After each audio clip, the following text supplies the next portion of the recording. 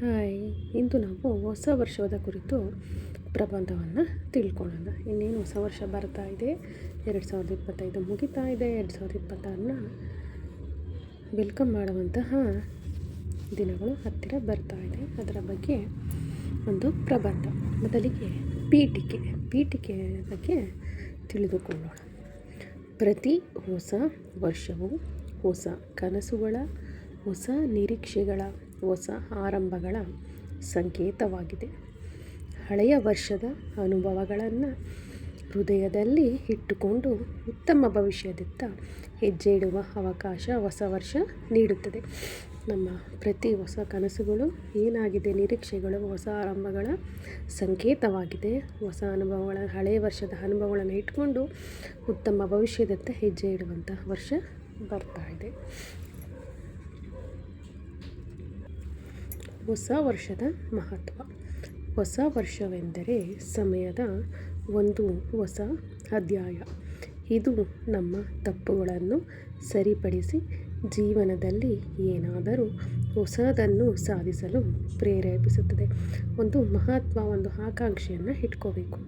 ಹೊಸ ವರ್ಷ, ಅದರಲ್ಲಿ ನಮ್ಮ ತಪ್ಪುಗಳು ಏನಿದೆ ಅದನ್ನು ಸರಿಪಡಿಸ್ಕೊಂಡು ಮುಂದೆ ಏನನ್ನು ಹೊಸದಾಗಿ ಸಾಧಿಸಬೇಕು ಅದನ್ನೆಲ್ಲ ಪ್ರೇರೇಪಿಸುತ್ತದೆ. 2026ರಂದು ನಮ್ಮ ಜೀವನದಲ್ಲಿ ಹೆಚ್ಚು ಪ್ರಗತಿ, ಆರೋಗ್ಯ, ಶಾಂತಿ ಮತ್ತು ಸಂತೋಷ ಹೆಚ್ಚಾಗಲಿ ಎನ್ನುವುದು ಎಲ್ಲರ ಆಸೆ. ವಿದ್ಯಾಭ್ಯಾಸ, ಉದ್ಯೋಗ ಮತ್ತು ವೈಯಕ್ತಿಕ ಗುರಿಗಳನ್ನು ಸಾಧಿಸುವ ಹೊಸ ವರ್ಷವನ್ನು ಜನರು ಹರ್ಷೋದ್ಗಾರದಿಂದ ಆಚರಿಸುತ್ತಾರೆ. ಮನೆಗಳಲ್ಲಿ ಶುಭಾಶಯಗಳು. ಹೊಸ ವರ್ಷವನ್ನು ಜನರು ಹರ್ಷೋದ್ಗಾರದಿಂದ ಆಚರಿಸುತ್ತಾರೆ. ಮನೆಗಳಲ್ಲಿ ಶುಭಾಶಯಗಳು, ಮಿಠಾಯಿ ಹಂಚಿಕೊಳ್ಳುವುದು, ಕುಟುಂಬದವರ ಜೊತೆ ಇದ್ದು ಆಚರಿಸುತ್ತಾರೆ. ಸಂಕಲ್ಪಗಳು. ಈ ಹೊಸ ವರ್ಷ ಬರ್ತಾ ಇದೆ ಅಂದರೆ ಕೆಲವೊಂದು ಸಂಕಲ್ಪಗಳನ್ನು ಇಟ್ಕೋಬೇಕು.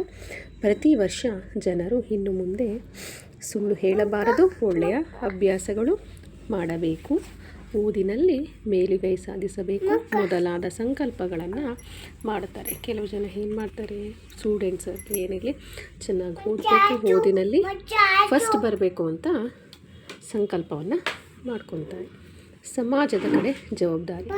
ಹೊಸ ವರ್ಷದಲ್ಲಿ ಪರಿಸರ ಸಂರಕ್ಷಣೆ, ಸ್ವಚ್ಛತೆ, ಇತರರಿಗೆ ಸಹಾಯ ಮಾಡುವ ಗುಣಗಳನ್ನು ಬೆಳೆಸಿಕೊಳ್ಳುವುದು ಮುಖ್ಯ. ಉಪಸಂಹಾರ.